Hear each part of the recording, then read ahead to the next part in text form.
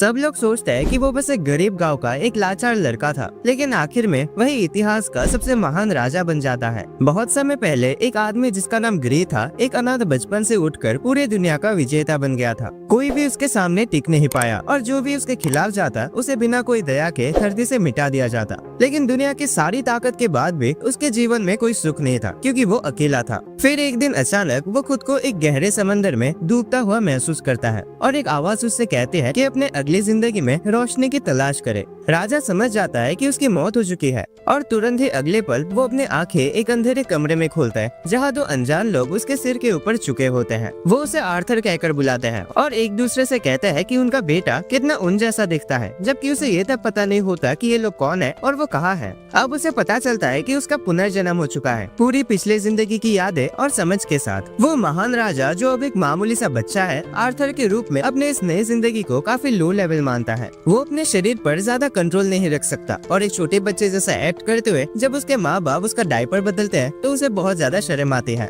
एक दिन आर्थर देखता है कि उसका फादर मैजिक का यूज करके अपने शरीर को मजबूत बना रहे हैं ताकि वो आराम से खेतों में काम कर सके, और उसकी माँ उनका इलाज करते हैं जब वो चोट खा जाते हैं। यही पहली बात है जो आर्थर को इस नई दुनिया के लिए एक्साइटेड बनाती है और उसे पता चलता है कि ये दुनिया पृथ्वी नहीं है, क्योंकि यहाँ जादू है। जल्दी ही आर्थर को पता चलता है कि उसके फादर एक एडवेंचरर है जो अक्सर अपने दोस्तों के साथ मॉन्स्टर्स का शिकार करने जाते हैं। वो अंदाजा लगाता है कि जब यहाँ हर किसी को हथियार रखने की इजाजत है तो ये जगह काफी खतरनाक होनी चाहिए। इसीलिए वो फैसला करता है कि उसे जल्द से जल्द ताकतवर बनना होगा ताकि वो अपनी रक्षा कर सके। लेकिन ये दिन अभी दूर है, क्योंकि फिलहाल तो वो सिर्फ एक नन्हा सा बच्चा है जो तुरंत सो जाता है जब भी उसकी माँ लोरी गाते हैं। लेकिन जल्दी ही वो अपनी इस छोटी सी बेचैनी से ऊपर उठ जाता है और इस शांत पलों का मजा लेने लगता है, क्योंकि अपनी पिछले जिंदगी में तो वो हमेशा जानलेवा हमलों के खतरे में सोता था। कुछ महीने गुजर जाते हैं और आर्थर आखिरकार घर में इधर उधर रेंगने लगता है। वो सोने का नाटक करता है ताकि उसकी माँ उसे अकेला छोड़ दे और फिर चुपके से घर की लाइब्रेरी में घुस जाता है, जहाँ वो इस दुनिया के बारे में जानकारी ढूंढने के लिए किताबें पढ़ता है। उसे पता चलता है कि जिस देश में वो रहता है उसके नॉर्थ में ड्वार्फ्स का एक देश है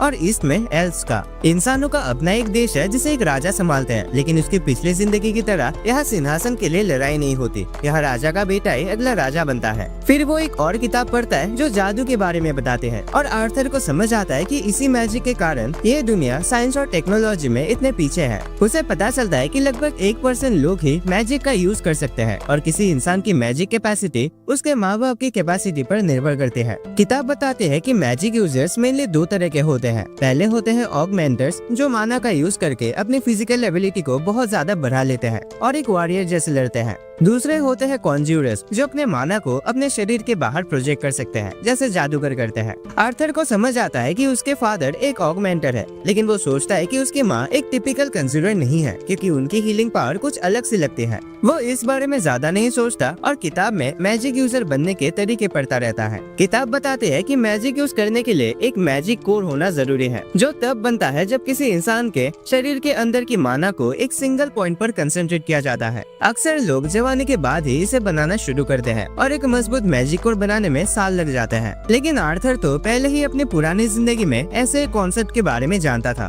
उस दुनिया में वो अपने शरीर के अंदर की एनर्जी जिसे की बोलते हैं उसको कंट्रोल करता था और की कोर बनाना मैजिक कोर बनाने जैसा ही था। आर्थर अपने शरीर के अंदर माना को एक जगह पे फोकस करने लगता है, इसी उम्मीद में कि वो अपनी नई जिंदगी में ताकत का पहला कदम उठा सके। लेकिन जैसे ही वो अपना पहला मैजिक कोर बनाने वाला होता है, उसकी माँ उसे पकड़ लेते हैं और उसे वापस बेड में सुला देते हैं। 2 साल पलक झपकते ही गुजर जाते हैं और एक दिन जब आर्थर की माँ उसके बारे में डायरी में लिखने में बिजी होते हैं तो आर्थर बाहर जाकर तलवार चलाना सीखने लगता है अपने फादर से। वो एक लकड़ी की तलवार से बार बार अटैक करता है जैसे कि असली तलवार हो। तभी उसकी माँ बाहर आती है और अपने हस्बैंड पर बहुत गुस्सा होती है कि उन्होंने उसके इतने छोटे बच्चे को जो अभी अभी चलना सीखा है तलवार पकड़ा दिया है। ये सब आर्थर के लिए नया नहीं है, जिसे अब अच्छी तरीके से पता चल गया है कि इस घर का असली बॉस उसकी माँ ही है। उसकी माँ उसे अक्सर आसपास के शहर भी ले जाते और आर्थर वहाँ जाके हमेशा खुश होता है, क्योंकि वहाँ उसे इस दुनिया के बारे में बहुत कुछ सीखने को मिलता है। वो हर चीज में इंटरेस्ट दिखाता है, हथियारों से लेके अजीबोगरीब सामान तक, लेकिन सबसे ज्यादा एक्साइटेड तो वो जादू को लेकर ही होता है और शहर में रहकर उसे मैजिक को पास से देखने का बेहतरीन मौका मिलता है। इन सब यात्राओं के अलावा आर्थर अपने माँ बाप के साथ एक शांत जीवन बिताता है। भले ही उसे एक नन्हे बच्चे के शरीर में फंसा हुआ महसूस होता है, लेकिन धीरे धीरे उसे ये शांत जिंदगी पसंद आने लगती है। उसके माँ बाप उसके हर जरूरत का ध्यान ध्यान रखते हैं और ये सब देखकर उसे अपनी पिछले जिंदगी के ऑर्फेनेज का बचपन याद आता है, जहाँ उसने दिल से एक परिवार की तमन्ना की थी, लेकिन वो विश कभी पूरी नहीं हुई। एक दिन आर्थर अपने फादर को मैजिक का प्रैक्टिस करते देखता है, जहाँ वो अपने माना कोर को मजबूत करने की कोशिश कर रहे होते हैं।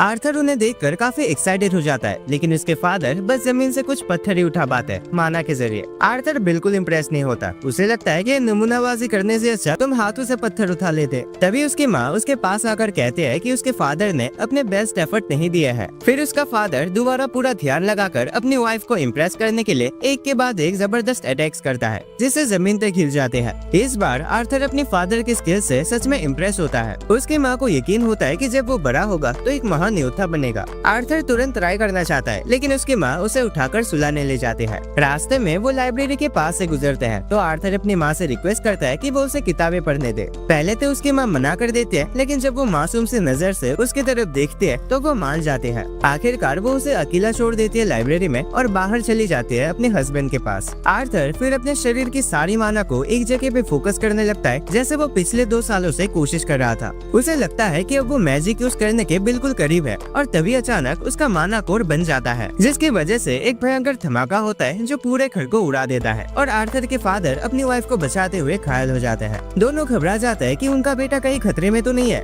लेकिन जब वो अंदर जाके देखते हैं तो उनकी आंखों पर विश्वास नहीं होता। आर्थर हवा में तैर रहा होता है एक सुनहरे रोशनी के साथ। आर्थर उन्हें एक कॉन्फिडेंस स्माइल देता है और बताता है कि वो मैजिक कर सकता है। वो जमीन पर उतरता है और उनकी तरफ चलने लगता है, लेकिन तभी छत का एक टुकड़ा उसकी तरफ गिरता है। वो घबरा जाता है और सोचता है कि शायद उसकी जिंदगी का ये आखिरी पल है, लेकिन उसके दोनों माँ बाप एक साथ उसकी तरफ कूद जाते हैं उसे बचाने के लिए। आर्थर तभी समझ जाता है कि उसके माँ बाप की जिम्मेदारी है उसे सुरक्षित रखना, लेकिन जब वो दोनों रो पड़ते हैं तो आर्थर हैरान रह जाता है। अपनी पिछली जिंदगी में उसने कभी ऐसा इमोशन महसूस नहीं किया था। दूसरे बच्चों के माँ बाप भी या तो गर्व दिखाते या फिर निराशा, पर कभी ऐसे आंसू नहीं बहाते थे। जैसे वो सोचता है कि एक ऐसा नया एहसास है, आर्थर भी रो पड़ता है अपनी माँ से चिपक के बिना सोचे समझे। कुछ साल गुजर जाते हैं और अब आर्थर एक छोटा लड़का बन गया है जो अपने फादर रेनॉल्ड से कॉम्बैट स्किल्स सीख रहा है। आर्थर और उसके फादर गार्डन में आमने सामने खड़े होते हैं, जहाँ उसके फादर उसे अपने ग्लव्स देना चाहते हैं, लेकिन आर्थर उन्हें मना कर देता है क्योंकि उसे पता है कि इस उम्र में उसके पास उन्हें संभालने की ताकत नहीं है। उसकी जगह वो एक लकड़ी की तलवार उठाता है और उसका फादर भी वही करता है। आर्थर तुरंत एक्शन में आ जाता है और लगातार 3 अटैक करने की कोशिश करता है, लेकिन उसका फादर बहुत ज्यादा ताकतवर होता है और आसानी से हर अटैक को रोक लेता है। आर्थर समझ जाता है कि उसके फादर अपनी तलवार में मैजिक से रिइंफोर्समेंट कर रहे हैं, इसीलिए वो भी अपनी माना लकड़ी की तलवार में भर देता है। कुछ ही देर बाद वो दोबारा अपने फादर पर दौड़ता है और इस बार उसका अटैक इतना जोर का होता है कि उसके फादर की तलवार टूट जाती है। आर्थर मुस्कुराता है और कहता है कि उसकी लकड़ी उसके फादर की लकड़ी से ज्यादा बेहतर है, लेकिन उसके फादर बहाना बनाते हुए कहता है कि स्टेमिना ज्यादा मायने रखता है, ताकत तो 19-20 का इधर उधर होते रहता है। चाहे जैसे भी हो, उसके फादर समझ जाते हैं कि आर्थर एक जीनियस है, इसीलिए वो एक मुश्किल फैसला लेते हैं अपनी वाइफ से बात करने का, ताकि आर्थर को शहर के बाहर किसी अच्छे टीचर के पास भेज सके। लेकिन उसकी माँ एलिस इस फैसले के बिल्कुल खिलाफ होती है। वो अपने प्यारे क्यूट बेटे को अपने से अलग नहीं करना चाहते, खासकर जब वो सिर्फ 4 साल का है। रेनॉल्ड कहता है कि सिर्फ 4 साल की उम्र में आर्थर की लकड़ी उससे भी ज्यादा शक्तिशाली है, उसे किसी स्किल योद्धा के पास ट्रेनिंग लेनी चाहिए। लेकिन उनके किसी भी फैसले पर पहुंचने से पहले आर्थर बोल पड़ता है और कहता है कि इतना झमेला करने से अच्छा उन सबको साथ मिलकर जाना चाहिए। ये आइडिया चाहे जितना भी बेकार लग रहा हो, दोनों माँ बाप तुरंत मान जाते हैं, शायद इसीलिए क्योंकि उनके दुनिया में अभी भी घर की देखभाल करने का ज्ञान नहीं आया है। कुछ दिन बाद एलिस और रेनॉल्ड के पुराने पार्टी मेंबर्स आते हैं उनके साथ सफर पे जाने के लिए, और आर्थर उन सब से मिलता है। उसके माँ बाप के पुराने ग्रुप में काफी सारे स्किल्ड एडवेंचरर्स थे। एडम इस ग्रुप का लीडर था। ये बड़ी 6 सौ वाली औरत है एंजेला। डार्डन एक एवरेज से दिखने वाला आदमी है और एक स्किल्ड आर्चर जिसका नाम हेलन है, और जैस्मिन एक पिक्सी टाइप का लड़की जो किसी वजह से आर्थर पर शक करते हैं, पता नहीं क्यों। जल्द ही सब लोग चलना शुरू कर देते हैं और आर्थर को पता चलता है कि इस दुनिया में ट्रांसपोर्ट अब भी काफी पुराना है, जबकि उसके पिछले दुनिया में लोग एयरशिप लेकर घूमते थे। कुछ देर बाद सब लोग रुककर खाना खाने बैठते हैं, लेकिन तभी जंगल से कुछ भेड़िया मॉन्स्टर निकल कर आ जाते हैं खाने की स्मेल के कारण। जैस्मिन तुरंत एक्शन में आ जाते हैं, 2 डैगर्स पकड़ के हर उस भेड़िए को काट देते हैं जो उसके सामने आता है। रेनॉल्ड, एडम और हेलन भी अपने अपने हथियारों से कुछ और भेड़ियों को मार गिराते हैं। दार्डेन और एंजेला अपनी मैजिक का इस्तेमाल करते हैं और बचे हुए मॉन्स्टर्स को पूरी तरह से तबाह कर देते हैं। उस रात सब लोग मॉन्स्टर्स को पका के खाने लगते हैं। थोड़ी देर बाद एलिस देखते हैं कि रेनॉल्ड के हाथ से अभी खून बह रहा है, तो वो उसका इलाज करने लगते हैं। बाकी के पार्टी मेंबर्स तुरंत खड़े हो जाते हैं और उन दोनों के आसपास एक प्रोटेक्शन सर्कल बना लेते हैं। आर्थर हैरान हो जाता है, लेकिन फिर उसे पता चलता है कि एलिस एक खास जादूगर है जिसके पास हीलिंग मैजिक है, जो इस दुनिया में बहुत ही रेयर होता है। अपनी हीलिंग मैजिक के रेयरिटी के कारण एलिस हमेशा पकड़े जाने के खतरे में रहती है और यही वजह थी कि उन्होंने गांव में शिफ्ट होने का फैसला किया था ताकि वो किसी के नजर में ना आए। खुशकिस्मती से हीलिंग मैजिक बिना किसी दिक्कत के काम करता है, लेकिन उसके बाद एडम कहता है कि उसे थोड़ा एक्सरसाइज करना है और वो आर्थर से ट्रेनिंग के लिए कहता है। आर्थर ट्रेनिंग के लिए हाँ कह देता है और एडम अपने तेज फादर के हेड को कपड़े से लपेट लेता है ताकि आर्थर को चोट न लगे। दोनों अपने ट्रेनिंग के लिए तैयार हो जाते हैं और अपने वेपन्स में माना पड़ लेते हैं, लेकिन एडम को हैरानी होती है जब आर्थर पहला अटैक करता है। वो अपनी स्पीड बढ़ाने के लिए मैजिक का यूज करता है और बिजली की तरह एडम की तरफ भागता है, फिर अचानक गायब हो जाता है और एडम के पीछे से आकर उसे सरप्राइज कर देता है। बदकिस्मती से आर्थर का पैर फिसल जाता है, जिसका फायदा एडम उठाता है और रिएक्ट करता है। दोनों के बीच एक इंटेंस फाइट शुरू हो जाती है। सब लोग आर्थर की तेजी देखकर हैरान रह जाते हैं, लेकिन आखिरी मोमेंट में उसका हल्का सा बॉडी वेट उसे हवा में उछाल देता है और एंजेला उसे बचाने के लिए अपनी विंग मैजिक का यूज करते हैं। आर्थर आराम से जमीन पर उतरता है, जबकि बाकी सब लोग एडम को डांटना शुरू कर देते हैं कि उसने एक छोटे बच्चे के साथ इतना ज्यादा सीरियस फाइट किया। एडम अपना बचाव करता है और कहता है कि बच्चा बहुत स्ट्रॉन्ग है, लेकिन कोई उसकी बात नहीं सुनता। जैस्मिन दूसरी तरफ आर्थर की स्किल से काफी इम्प्रेस लगते हैं और उसे उसके टेक्निक्स के बारे में सवाल पूछने लगते हैं। अगले कुछ दिन काफी तेजी से निकल जाते हैं, जहाँ आर्थर हर रोज ट्रेनिंग करता है, खाता है, सोता है और फिर से ट्रेनिंग करता है, पार्टी के लगभग हर मेंबर के साथ। उसने एडम से लैंस टेक्निक सीखी, रेनॉल्ड से पुशअप्स, हेलन से आर्चरी और जैस्मिन से रनिंग, जो उसेन बोल्ट की तरह उसे भागना सिखाते हैं। जैस्मिन को आर्थर काफी पसंद आ जाता है और वो उसे एक किटी पार्टी में फंसाने की कोशिश करते, एक छोटी तलवार और बेबी ऑयल देकर, लेकिन आर्थर की माँ नहीं चाहती कि उसका बेटा किसी प्रॉब्लम में पड़े, तो वो उसे बुला लेते हैं। जल्द ही सभी अपना सफर फिर से शुरू करते हैं, लेकिन अचानक कुछ हलचल की वजह से उन्हें रुकना पड़ता है। तभी अचानक कई तीर उनकी तरफ उड़ते हैं और आर्थर तुरंत समझ जाता है कि उन पर लुटेरों ने हमला किया है। दार्डेन और एडम तुरंत गाड़ी के सामने आ जाते हैं, जबकि एंजेला अपने विंग मैजिक का यूज करके सभी तीरों को उड़ा देते हैं। आर्थर बाहर झांकता है और देखता है कि उन्हें चारों तरफ से लुटेरों ने घेर रखा है। वो भयानक चेहरे वाला बैंडिट लीडर अपने लोगों को हुक्म देता है कि एलिस और आर्थर को चोट न पहुंचाया जाए, क्योंकि उन्हें ज्यादा दाम में बेचा जा सकता है और बाकी सबको खत्म कर दिया जाए। सभी लुटेरे जोर से चीख कर हाँ में हाँ मिलाते हैं और लड़ाई के लिए आगे बढ़ते हैं, जहाँ उनका एक एक करके रेनॉल्ड और उसकी पार्टी के मेंबर्स द्वारा सफाया किया जाता है। आर्थर जानता है कि उनकी पार्टी के हर एक सदस्य इंडिविजुअली बहुत पावरफुल है, लेकिन दिक्कत तब शुरू होती है जब लुटेरे संख्या में ज्यादा होने का फायदा उठाने लगते हैं। लगातार फाइटिंग के कारण पार्टी मेंबर्स थक जाते हैं। तभी बैंडिट लीडर रेनॉल्ड्स के साथ 1v1 लड़ने जाता है और उसे गाड़ी में दे मारता है जिसमें आर्थर था। गाड़ी टूट जाती है और एलिस तुरंत रेनॉल्ड की मदद करने दौड़ती है, लेकिन रेनॉल्ड उससे कहता है कि वो अपने मैजिक यूज न करे, वरना हालात और खराब हो जाएंगे। रेनॉल्ड खुद किसी तरह उठता है और आर्थर से कहता है कि वो अपनी माँ को ले जाए किसी सुरक्षित जगह पर, जब तक वो बैंडिट लीडर से निपट रहा है। आर्थर ऑब्वियसली लड़ना चाहता है और कहता है कि वो इन गुंडों को संभाल सकता है, लेकिन उसका फादर उस पर चिल्लाता है कि उसी ताकत का यूज करे अपनी माँ की रक्षा के लिए, क्योंकि उसके माँ के पेट में एक बच्चा है। आर्थर सोचता है ये कब हुआ, मुझे तो पता ही नहीं चला, लेकिन फिर भी एलिस को लेकर वो भाग जाता है। बैंडिट लीडर उनका पीछा करने की कोशिश करता है, लेकिन रेनॉल्ड उस पर दोबारा अटैक करता है और उसे डिफेंड करने पर मजबूर करता है। आर्थर भागता रहता है, लेकिन उसका रास्ता कई दूसरे लुटेरों ने रोक लिया होता है। खुशकिस्मती से उसके पार्टी के मेंबर्स काफी प्रोफेशनल होते हैं और एक एक करके सारे लुटेरों को मार गिराते हैं। आर्थर उनका शुक्रिया अदा करता है और फिर से भागता है, लेकिन अचानक एक जादूगर उन पर विंड मैजिक से हमला करता है। आर्थर डिसाइड करता है कि वो अपनी माँ को धक्का देकर सुरक्षित जगह भेजे और खुद उस छटके को सह लेता है। विंड मैजिक के अटैक से वो हवा में उछलकर एक खाई के पार चला जाता है, लेकिन वो तय करता है कि वो अकेले नहीं मरेगा, इसीलिए वो अपने चाकू एक रस्सी से बांधकर अपने अटैकर पर फेंकता है और उसे भी खाई से नीचे खींच लेता है। तभी दार्डेन और एंजेला तुरंत अपनी मैजिक का यूज करके आर्थर को बचाने की कोशिश करते हैं, जबकि उसकी माँ रोती हुई आंखों से उसका नाम पुकारती है।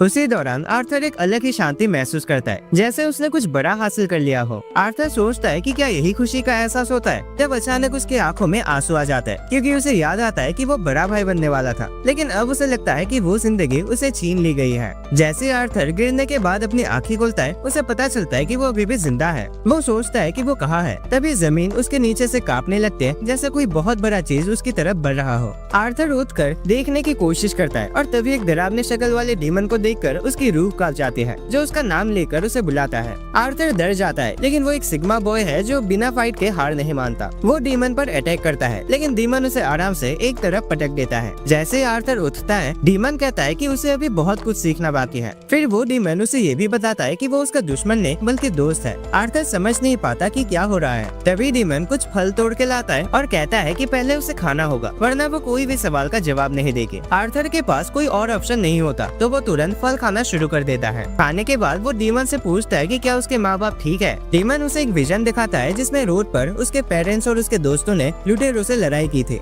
हर तरफ लुटेरों के लाशें पड़े होते हैं। डीमन आर्थर को बताता है कि जिसे भी वो जानता था सब जिंदा है और कुछ दिन पहले ही सुरक्षित सफर पर निकल चुके हैं। ये सुनकर आर्थर की आंखों में खुशी के आंसू आ जाते हैं। उसका दिल हल्का हो जाता है। फिर वो डीमन से उसका नाम पूछता है ताकि उसका धन्यवाद कर सके, और डीमन अपना नाम बताता है, सिल्विया। कुछ दिन बीत जाता है जब आर्थर अभी भी सिल्विया के केव में होता है। फल खाकर अपने आप को हील कर रहा होता है। वो जितना जल्दी हो सके अपने पेरेंट्स के पास जाना चाहता है, लेकिन सिल्विया कहते हैं कि ये इतना आसान नहीं है। उसे एक ऐसे जंगल से गुजरना पड़ेगा जो खतरनाक मॉन्स्टर्स और डरावनी चीजों से भरा है। लेकिन सिल्विया के पास एक और तरीका है जिससे वो आर्थर को उसके परिवार से मिला सकते हैं, लेकिन इसमें स्पेस टाइम फैब्रिक में एक सुराग बनाना होगा जो बहुत टाइम लेता है। आर्थर इस बात को समझ जाता है और जब तक सिल्विया ये सुराग बना रही होती है, आर्थर अपनी ट्रेनिंग जारी रखता है। अब उसे ये समझ आ गया है कि चाहे सिल्विया दिखती एक डीमन जैसी हो, लेकिन वो अंदर से एक बहुत ही दयालु और केयरिंग इंसान है, खासकर आर्थर के लिए। एक दिन जब आर्थर अपना माना पे काम कर रहा होता है, सिल्विया डिसाइड करते हैं कि उसे एक ऐसा ट्रिक सिखाया जाए जो इंसान नहीं जानते। वो हवा से माना को इकट्ठा करते हैं और अपने हाथ में एक चमकदार बॉल बना लेते हैं, जो आर्थर को चौंका देता है क्योंकि उसने ऐसा कुछ पहले कभी नहीं देखा।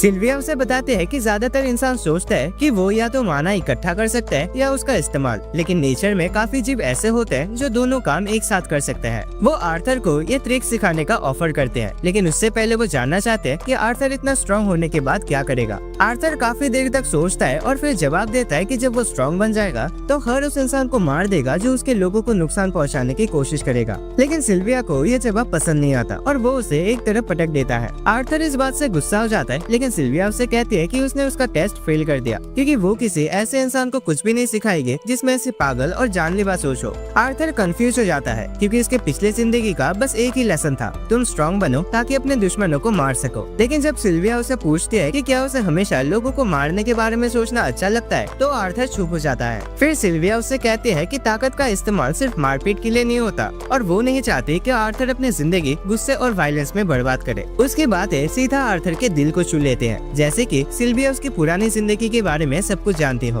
वो फिर से वही सवाल पूछते हैं कि जब आर्थर स्ट्रॉन्ग बनेगा तो क्या करेगा। इस बार आर्थर जवाब देता है कि वो उन लोगों की रक्षा करेगा जो उसे प्यार करते हैं। सिल्विया को ये जवाब पसंद आता है और वो उसे सिखाना शुरू करते हैं कि कैसे माना को सीधा अपने आसपास के एनवायरनमेंट से जमा करके उसे यूज किया जा सकता है। आर्थर इस टेक्निक को काफी जल्दी सीख जाता है, लेकिन जैसे ही वो एक्साइटेड होकर सिल्विया को दिखाने के लिए दौड़ता है, सिल्विया उसे एक तरफ मार देती है और पत्थरों के नीचे दबा देती है। आर्थर कंफ्यूज हो जाता है, लेकिन सिल्विया टेलीपैथी के जरिए उसे कहते हैं कि बिल्कुल आवाज भी मत करना। कुछ ही पल बाद सिल्विया जैसे एक और डीमन वहाँ आता है और कहता है कि वो उसके साथ वापस चले। सिल्विया मना कर देते हैं, तो वो डीमन उस पर एक एनर्जी बॉल से अटैक करता है। आर्थर ये देखकर परेशान हो जाता है, लेकिन सिल्विया उसे तसल्ली देते हैं कि वो ठीक है। वो खड़ी होती है और अपनी पूरी पावर रिलीज करती है। उसका डीमन जैसा शरीर टूट जाता है और वो एक सफेद ड्रैगन में बदल जाते हैं। फिर वो उस डीमन पर एक हाइपर बीम छोड़ देती है जिसे वो मुश्किल से रोक पाता है। वो सिल्विया को चेतावनी देती है कि इतनी बड़ी पावर का यूज उसके लिए महंगा पड़ सकता है, लेकिन सिल्विया कहते हैं कि उसे अपनी जिंदगी से कोई पछतावा नहीं है। वो डीमन उसकी अटैक किसी तरह कैंसिल कर देता है और फिर उस पर डार्क एनर्जी बॉल की बारिश कर देता है, जिनमें से कुछ केव को भी डैमेज करते हैं। सिल्विया थोड़ी डिस्ट्रैक्ट हो जाते हैं क्योंकि वो चेक करना चाहती थी कि आर्थर सेफ है या नहीं। ये देखकर डीमन एक बड़ा अटैक करता है जिसे वो सिल्विया को होश में नहीं छोड़ता। सिल्विया समझ जाती है कि अब आर्थर भी खतरे में आ सकता है, इसलिए वो डिसाइड करते हैं कि वो सब कुछ दांव पे लगा देगी ताकि आर्थर को वहाँ से निकाल सके। सिल्विया अपनी सारी ताकत का इस्तेमाल करके समय को रोक देते हैं और फिर आर्थर को बाहर बुलाते हैं। कहते हैं कि अब उसे घर जाना होगा। वो स्पेस और टाइम में एक सुराग खोलते हैं और कहते हैं कि ये पोर्टल उसे सीधा उसके परिवार के पास नहीं ले जाएगा, लेकिन अब वो इतना स्ट्रॉन्ग हो गया है कि अकेला सर्वाइव कर सकता है जब तक वो उन्हें ढूंढ ना ले। आर्थर समझ आता है कि सिल्विया अपने आप को उसके लिए कुर्बान कर रही है और उसका दिल टूट जाता है, लेकिन सिल्विया उसे वादा करवाती है कि वो अपनी ताकत का इस्तेमाल उन लोगों की रक्षा के लिए करेगा जिन्हें वो प्यार करता है। फिर वो उसे अलविदा के रूप में कुछ गिफ्ट देते हैं, एक क्रिस्टल अंडा और एक पंख, और कहते हैं कि उनका ध्यान अच्छी तरह से रखे। उसके बाद सिल्विया आर्थर को एक प्यार भरा किस देती है और अचानक आर्थर के दोनों हाथों पर सुनहरे टैटूज आ जाते हैं। सिल्विया कहती है कि उनका मतलब और मकसद उसे तब समझ आएगा जब सही समय आएगा, लेकिन अभी के लिए बाय बाय। फिर सिल्विया उसे बताती है कि उसे असल में इतना समय नहीं लगा पोर्टल बनाने में, उसने जानबूझकर देर करा क्योंकि उसे कुछ दिन आर्थर के साथ बिताना था, जो उसे बहुत अच्छा लगा। आर्थर ये सुनकर रो पड़ता है और समझ आता है कि वो अभी इतना स्ट्रॉन्ग नहीं है कि सिल्विया को बचा सके, चाहे उसने वादा किया था कि वो अपने को हमेशा बचाएगा। सिल्विया कहते हैं कि उनका वादा इस सिचुएशन में लागू नहीं होता और उसे जल्दी करने को कहते हैं। आर्थर कहता है कि उसे फर्क नहीं पड़ता कि सिल्विया एक ड्रैगन है या डीमन, क्योंकि वो उसके लिए एक परिवार है और परिवार को कभी पीछे नहीं छोड़ा जाता। सिल्विया हंसकर कहते हैं कि उसके पास ऑलरेडी एक माँ है, तो आर्थर डिसाइड करता है कि वो उसे ग्रैंडमा बुलाएगा। ये सुनकर सिल्विया एक ड्रैगन रो पड़ते हैं। फिर वो आर्थर को धक्का देकर पोर्टल के अंदर भेजते हैं।